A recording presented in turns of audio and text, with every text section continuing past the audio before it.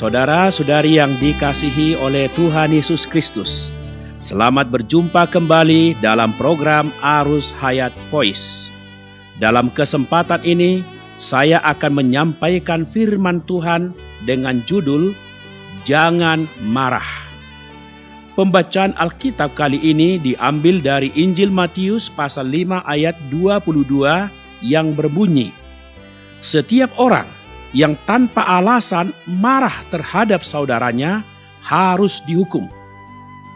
Kemudian Filipi pasal 4 ayat 7, "Damai sejahtera Allah yang melampaui segala akal akan memelihara hati dan pikiranmu dalam Kristus Yesus." Saudara-saudara yang dikasihi oleh Tuhan, ekspresi kehidupan orang Kristen seharusnya adalah kasih, lemah lembut, menyangkal diri sendiri, tidak merebut untuk diri sendiri, merendahkan diri, sabar menanggung segala sesuatu, bersukacita senantiasa, dan penuh dengan damai sejahtera. Lalu mengapa begitu banyak orang mudah marah-marah? Mengapa banyak orang Kristen belum menanggulangi temperamennya yang suka marah-marah?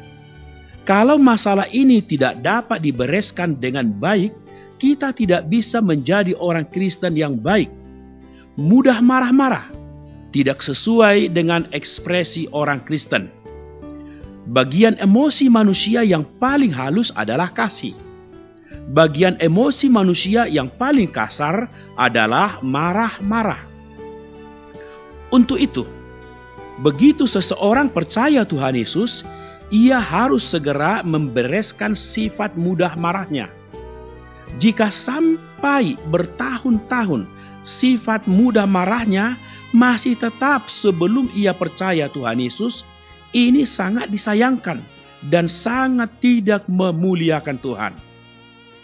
Saudara-saudaraku, marah-marah bukan suatu penyakit, melainkan suatu gejala penyakit. Sebab itu, kita harus mencari akar penyakit itu dan menanggulanginya. Sebenarnya, semua marah-marah itu berhubungan dengan ego seseorang. Ego seseorang itulah penyakitnya. Sedikitnya ada 6 aspek yang berhubungan dengan ego. Yang pertama, penyakit ini berada pada subjektivitas Anda, pada tekad Anda yang kaku. Kalau ada orang lain tidak menyetujui pendapat Anda, tidak melakukan menurut maksud Anda, subjektivitas Anda tidak akan tahan. Hasilnya, Anda akan marah, bahkan sangat marah. Yang kedua, akar marah adalah kesombongan. Kalau Anda di hadapan Allah adalah seorang yang rendah hati, kalau Anda nampak bahwa ditertawai orang, diremehkan orang, difitnah orang, semua itu adalah pengaturan atau pendisiplinan Roh Kudus, Anda tidak akan marah-marah. Kalau Anda belajar mengenal tangan Tuhan, Anda tidak akan marah-marah. Yang ketiga, banyak amarah bersumber dari iri hati.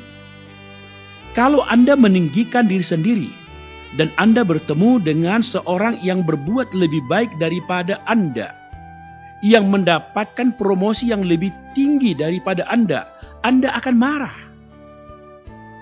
Yang keempat, mengasihani diri sendiri. Banyak orang marah-marah karena sayang diri telah dilukai. Jadi sayang dirinya itu telah dilukai. Kalau ada orang melukai hatinya, ia segera merasa tidak enak. Ia merasa sudah dirugikan, merasa tidak tahan, lalu marah-marah, bahkan sangat marah. Sedangkan yang kelima adalah egosentris, yaitu hanya mempedulikan perkaranya, hanya merasa tertarik apa perkaranya. Semua aktivitasnya berpusat pada dirinya sendiri. Dia tidak ada waktu dan tenaga untuk bersimpati kepada orang lain. Banyak temperamen mudah marah yang terjadi karena orang lain melanggar kasih egosentrisnya. Sebab itu, ia merasa sebal, merasa gusar, egois, lalu marah-marah. Sedangkan yang keenam, memiliki kasih yang lain, yaitu mengasihi benda-benda, mengasihi harta. Egonya adalah ego yang menyenangi barang-barang, menyenangi materi. Jika suatu hari ada seseorang merusak barangnya, menjatuhkan barangnya, atau menghilangkan barangnya, dia segera marah-marah. Setiap hari banyak perkara menimpa kita. Ketika perkara ini satu persatu datang, kalau kita di depan Tuhan telah mendapatkan sedikit pelajaran, kita akan tunduk dan berkata kepada Tuhan, Tuhan, semua yang Kau atur adalah yang terbaik. Engkau membereskan egoku. Tuhan, aku terima. Aku mau taat. Kalau kita melihat hal ini, bila seorang Kristen marah-marah, itu menyatakan bahwa ia tidak menerima pengaturan Roh Kudus. Semoga Tuhan memberkati kita. Kita belajar mengesampingkan diri sendiri, maka dengan sendirinya amarah kita terbereskan. Mari kita berdoa. Tuhan Yesus, kami mengucap syukur kepadamu karena Engkau Allah yang berdaulat atas segala situasi dan perkara. Bahkan orang-orang di sekeliling kami adalah supaya kami melihat betapa tidak bergunanya ego kami. Tuhan, kami mau belajar menerima setiap pengaturan Roh Kudus-Mu, sehingga ego kami makin tersingkir. Tuhan, kami damba memiliki kehidupan yang memiliki kebajikan seperti Engkau dan menjadi berkat dimanapun kami berada. Mohon firman-Mu menjadi pelita yang terus-menerus menerangi sikap dan tutur tindak kami. Terima kasih Tuhan Yesus. Amin. Demikianlah firman Tuhan. Sampai bertemu di kesempatan berikutnya.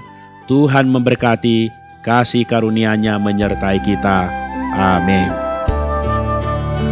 Demikianlah program Renungan Arus Hayat Voice Note pada hari ini. Dan jika Anda tertarik untuk memiliki voice note tersebut beserta seri-seri sebelumnya, Anda dapat mendownload di website kami di www.pemulihan.or.id atau dapat menghubungi kami via BlackBerry dengan nomor PIN 282554-7F yang berpusat di Jakarta dan di nomor PIN 27EB5F7D yang berpusat di Surabaya. Semua respon beserta pertanyaan juga bisa dikirimkan langsung melalui Facebook kami di Arus Hayat Voice atau melalui email di arushayatvoice@gmail.com. Tuhan Yesus memberkati kita semua.